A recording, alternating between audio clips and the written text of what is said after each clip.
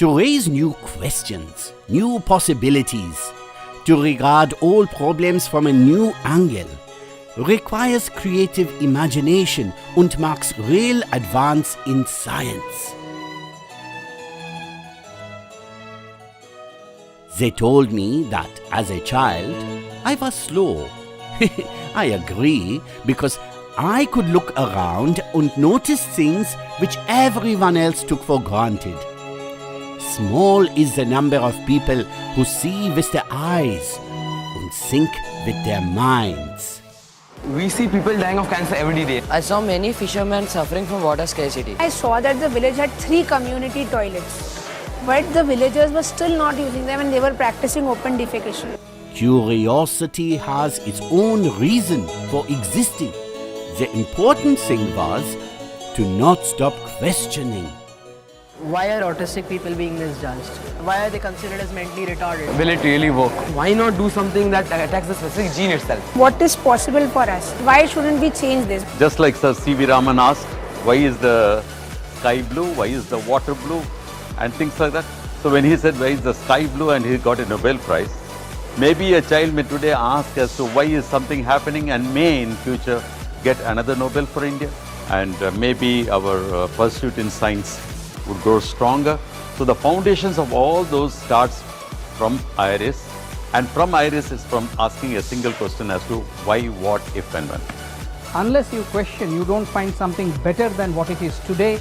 So we must, as citizens, question everything that has been taken, that has been accepted as regular, that has been accepted as standard way of life. Unless we do that, we cannot innovate, we cannot rise, and we cannot progress. It's not that I was smart. I worked hard. I just stayed with the problems longer. And it was confusing at times. But if we knew what it was we were doing, it would not be called research, would it? So therefore students, they know that we had to give an innovative research project. And when I had a round around, I could see a lot of good projects which have very innovative ideas. And I think their age is the perfect age for the innovation. We are standing at the cusp of the 4th Industrial Revolution. And to succeed, India needs talent that can innovate, talent that can leapfrog the 3rd Industrial Revolution and make the most out of it. India today, from the ancient times till today, is a science and knowledge-based society. When political freedom led to the freedom of mind, and freedom of mind where people with a lot of grey matter started taking up the right causes with scientific temper, we are progressing. Very, very proud of the fact that Team IRIS is doing extremely well in harnessing this talent. The pursuit of science is to find the answer to something bigger. And we cannot solve our problems with the same thinking we used when we created them. My project is about detecting radiation on the surface of Mars. We basically built a system that actually measures the water pollution in a water body. Our project is Virtual Robo Gym. Our basic idea is to convert seawater into potable water. The project is about predicting the number of dengue infections in a particular area. The reasons why they made their projects is always because if they faced a problem and then only they would have known best, and then they made a solution to that problem. I found it really interesting to be able to meet and talk to people who are from different countries and who are doing similar research to me and who have the same sort of interest in science that I have. It has helped me a lot with presenting and interacting with different scientists and finding out about how other people present and what they're presenting about and what interests them and how that can help my research. It's not only a national competition, but it is connected to the global community of best children who work in the domain of science and technology.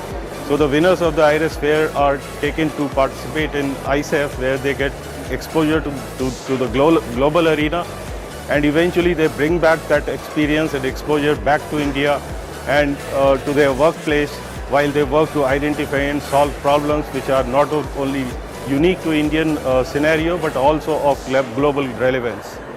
I achieved a lot in my life. Many awards, much recognition, and a lot of glory. But I always believed that one should try not to become a man of success, but Rather, try to become a man of value. At ISAF we have a phrase, it's called reward the best and encourage the rest. So competition is one portion of it and winning is a portion of it, but for most of the students who come to Intel ISAF, and I would imagine here at IRIS as well, the biggest portion is getting to meet students like themselves who are interested in science, engineering, and math, and who really have that passion to do research and to share what they like with the world. This is not the end. You enter different competitions, you win them, but your real destination is when you really have an impact on the world, when you change the world. Now let's begin with what all of you have been waiting for, the awards.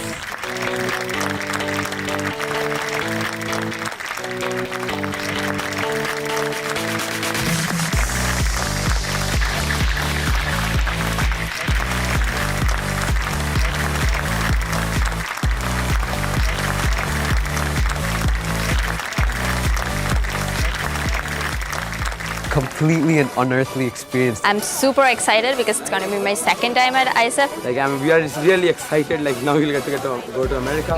Like it was kind of an unexpected award. My legs are shaking and it's like literally I'm flying. It's like my dreams come true. They didn't believe me at first. They called me crazy. Maybe I was. Because I didn't have any special talents. I was only passionately curious.